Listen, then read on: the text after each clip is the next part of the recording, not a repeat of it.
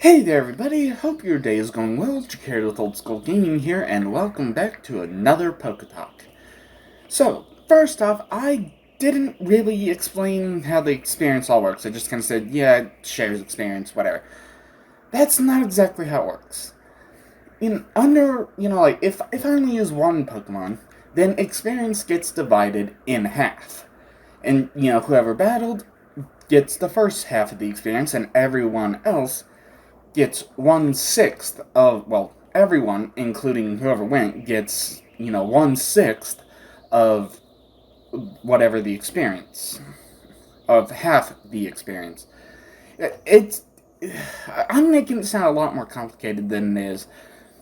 And of course, like, let's say if, two Pokemon go out and battle, then the experience actually gets split up into thirds. The two who battled each get 1/3 of experience, and then the final third of the experience gets divided up again among the rest of the party. Maybe it's a full 6, or 5, or 4, whatever. And of course, whatever it's divided by always gets rounded down. So let's say, jeez. I don't know. I can't really do math off the top of my head that well, but let's say if it was like someone was supposed to get 12.5 experience, they would actually only get 12. It's always rounded down. And like I said, I'm making it sound a hell of a lot more complicated than it actually is. But yeah, and I will definitely be keeping, the experience all in the pack, for forever. Even throughout all my other journeys. It'll just make the next grinding a hell of a lot more easy. Now, this time I did get two TMs, the first being a TM06 from Koga, the Toxic, and yeah, I just sold that for $2,000 because why do I even want that? I mean, it can be kind of neat, but as overpowered as all my Pokemon are, and will pretty much continue to be up until the Elite Four. The Elite Four is definitely going to be a bit of a challenge, but I'm not going to worry about that till I actually get around to it. And all it really does is poison, and then the poison gets, more and more over time, but if I just, use a regular attack and they get knocked out in one hit, what's the point? The only ones that haven't been getting knocked down in one hit are the evolved forms. But even then, even after they get a hit, they don't really do that much of damage anyway. So yeah, just sold Toxic and moved on to grab a, what was it? Oh yeah, TM41 Soft Boiled, which will of course be going to Chansey. I mean, hell, Chansey's the only one who can learn it, so I might as well just give it to her. Plus, it's kind of nice, because it's almost like walking around with half a Pokemon Center. And I say half because, the softball move can be used outside of combat, and, it restores hit points, but it doesn't restore anything else. It doesn't get rid of any, paralyze, burn, poison, whatever. It just restores hit points. Even still, it is, fairly useful. So, yeah, I'll definitely keep that, give it to Chansey. At least, grinding 57 will not be too difficult. No one caught a new Pokemon, even though I did try.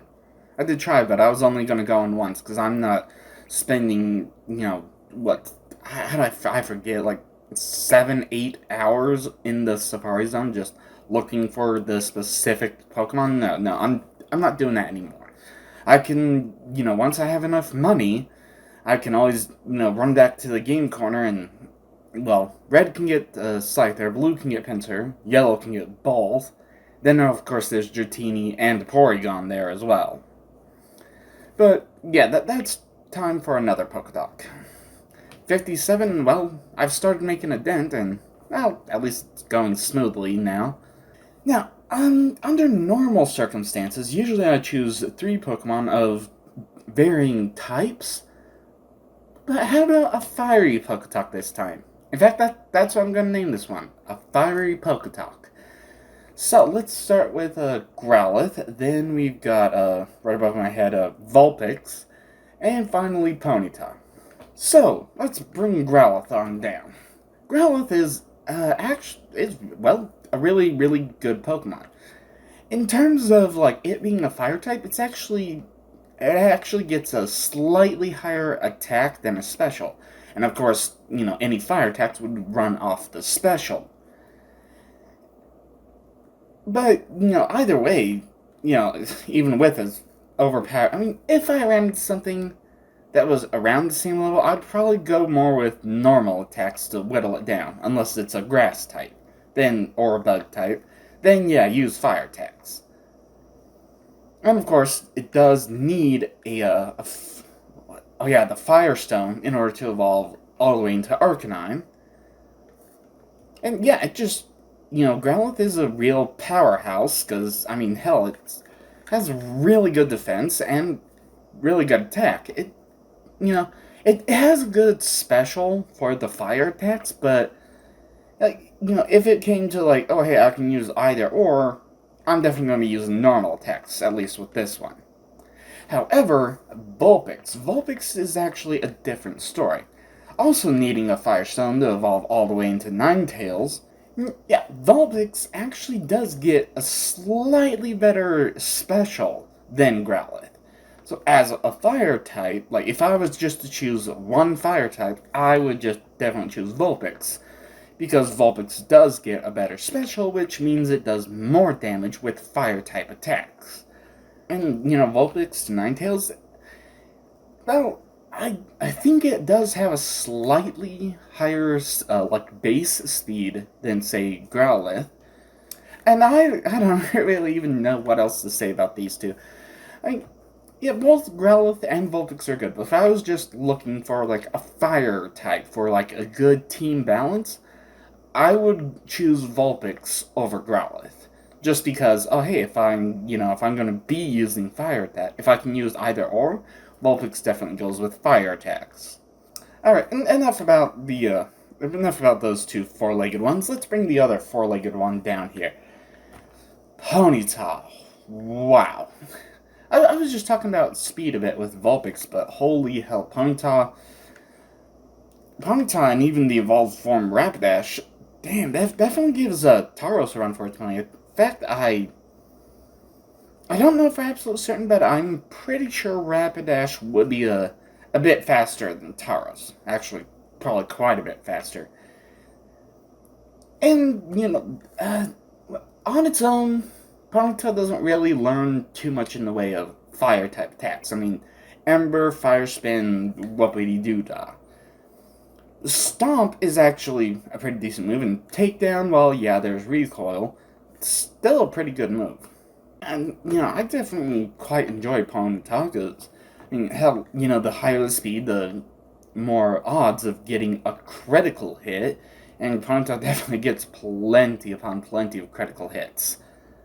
And I really don't think there's that much more to talk about here. I mean, oh boy, next, once I get everyone to 57, I'll be taking, on every trainer and getting every item from Lavender Town all the way down to Fuchsia City. It's gonna be, well, and I'm gonna be doing a few other things as well, but regardless, it's definitely gonna be quite the journey.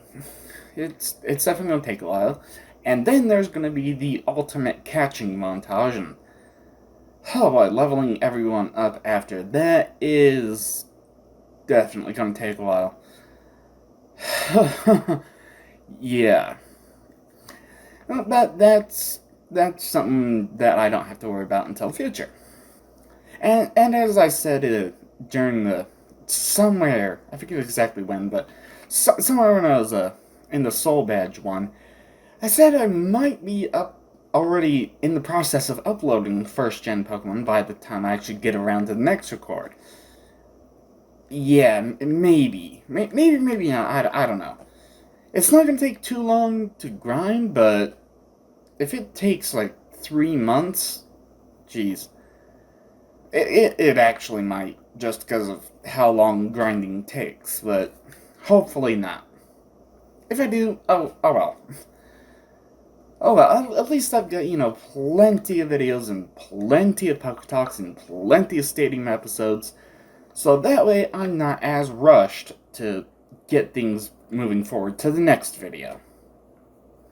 Anyway, before I ramble on forever, I'll just wrap this up. Thank you all so much for watching. Don't forget to smash that like button, subscribe if you haven't, hit that bell so you can always be notified whenever I upload another video. And of course, have fun.